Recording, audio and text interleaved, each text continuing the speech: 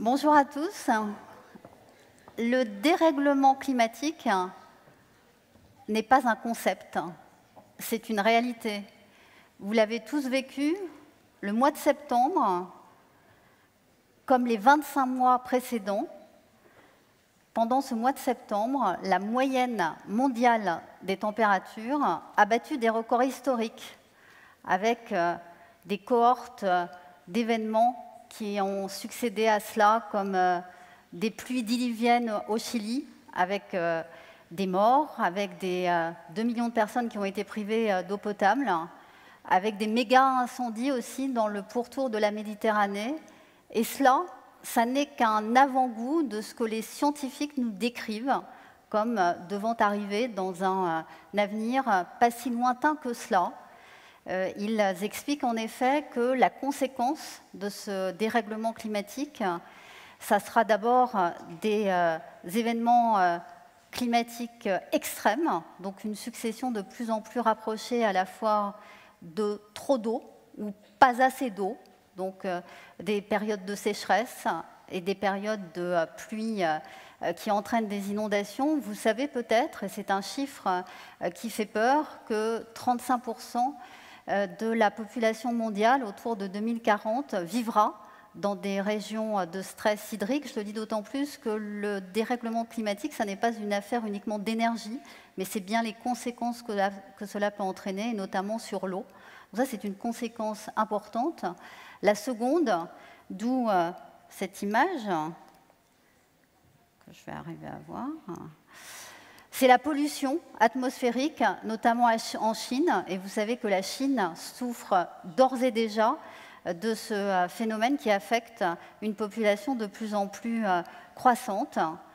Et puis enfin, ce dérèglement climatique, ça s'additionne, ça se combine avec d'autres tendances dont on parle beaucoup, notamment depuis hier soir d'ailleurs, qui est celle de l'évolution démographique, de la concentration urbaine.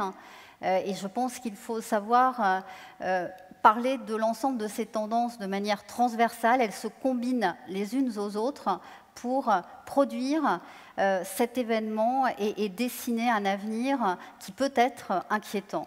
Le dérèglement climatique est donc une réalité. En même temps, ça n'est pas une fatalité. La fatalité, c'est une attitude. Il suffit, au fond, de mettre en face une autre attitude qui est celle de la mobilisation, du volontarisme, de la détermination.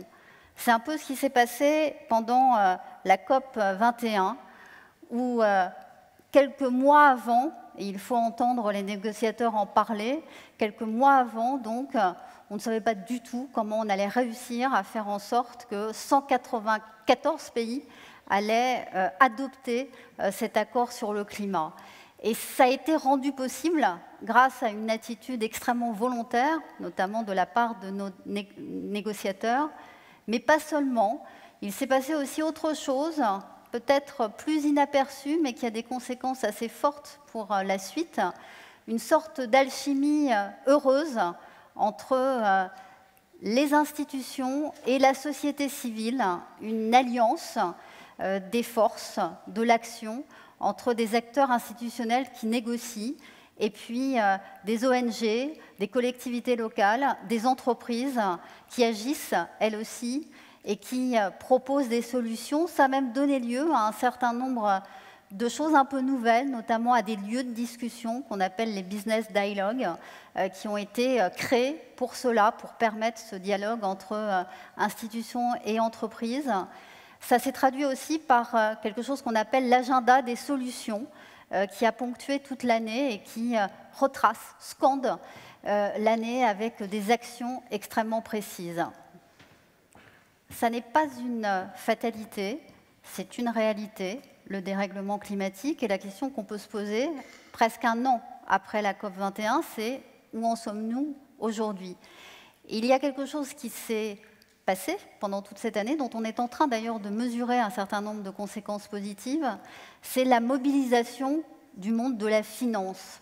La finance est en train de mettre l'accent sur le risque climat et du coup, banques, assurances, fonds de pension sont en train de désinvestir des secteurs de l'énergie fossile sont en train d'investir dans des secteurs décarbonés.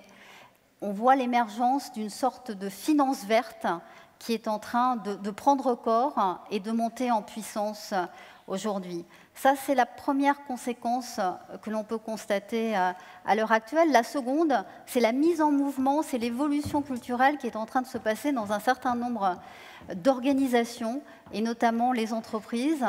2000 d'entre elles dans le monde ont pris des engagements pour réduire leurs émissions de gaz à effet de serre. C'est quelque chose qui est d'ailleurs enregistré sur une plateforme qui s'appelle Nazca.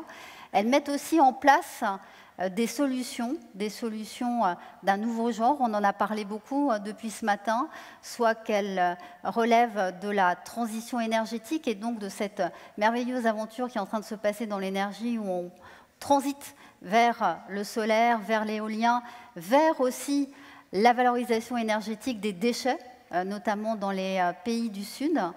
Des entreprises qui se mettent à l'économie circulaire, vous l'avez entendu aussi ce matin, qui font de l'éco-conception et qui considèrent que leurs déchets sont des ressources. Tout cela montre qu'il y a un début d'évolution culturelle, au fond, qui commence à porter ses fruits. Mais on a besoin toujours de ce cadre qui permet de rendre plus robuste l'ensemble de ces actions. Et là, on en a parlé tout à l'heure, la bonne nouvelle, c'est effectivement que la Chine, comme les États-Unis, ont ratifié l'accord de Paris. La Chine et les États-Unis, c'est ensemble 40% des émissions de gaz à effet de serre mondiales. Vous savez que pour être vraiment en vigueur, l'accord de Paris doit réunir 55 pays, correspondant à 55% des émissions de gaz à effet de serre. On n'y est pas encore.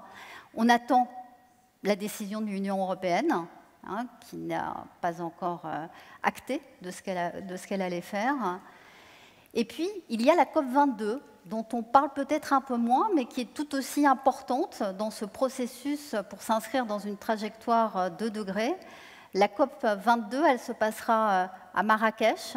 Elle a au fond comme principal enjeu de transformer l'élan de la COP21 en véritable passage à l'acte.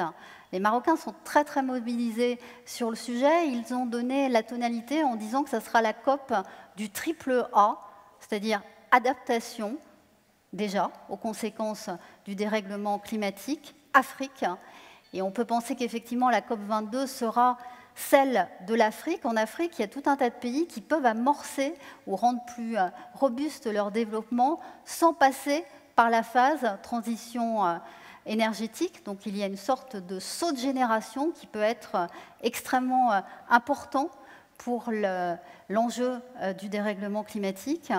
Donc Afrique, adaptation et alimentation, parce qu'on est là évidemment dans ce nexus qui est causé par le dérèglement climatique, ce lien entre ces sujets, climat, eau et alimentation. Et puis au-delà de tout ça, si donc on est face à une réalité qui peut être inquiétante, si on peut considérer aussi qu'il n'y a pas de fatalité, il y a derrière tout cela, en tout cas, on est plusieurs à le penser, eh bien, un espoir extraordinaire, un enthousiasme en tout cas, parce que le vrai enjeu qui est sous-jacent à tout cela, c'est une évolution de la société, c'est notre capacité ensemble à dessiner les frontières d'un nouveau monde dans lequel on produirait autrement, on commence à le faire, mais pas encore suffisamment. Il faut inventer le modèle économique qui va bien, le modèle climato-responsable, c'est-à-dire donner un prix au carbone. On en a beaucoup parlé, il n'y a pas beaucoup de choses qui avancent en la matière, et c'est un des sujets extrêmement importants. Et puis, il faut aussi probablement apprendre à travailler autrement, c'est-à-dire apprendre à travailler non plus en silo, mais en transversalité, entre les acteurs. Arrêter de considérer au fond que sont opposés privé et public, ou bien privé, public et ONG, ou bien privé, public, ONG et collectivités locales, et au contraire, unir les forces de l'ensemble de ces acteurs pour les faire converger vers ce sujet du climat. C'est un peu ce qui nous anime au sein de cette association qui est le Collège des directeurs du développement durable, qui rassemble effectivement 150 environ directeurs du développement durable travaillant dans des grandes ou des plus petites entreprises et qui sont les militants internes des entreprises, ceux qui ont pour tâche, pour mission de conduire la transformation. C'est à ce prix-là, c'est-à-dire au prix finalement de l'intelligence collective, au prix de votre mobilisation, à la fois en tant que consommateur, mais aussi en tant que citoyen, en quoi aujourd'hui on pourrait éventuellement exiger que ce sujet du climat, que ces sujets du développement durable soient davantage présents dans les campagnes présidentielles, dans celle qui va se passer en France, comme celle qui est en train de se passer aux États-Unis.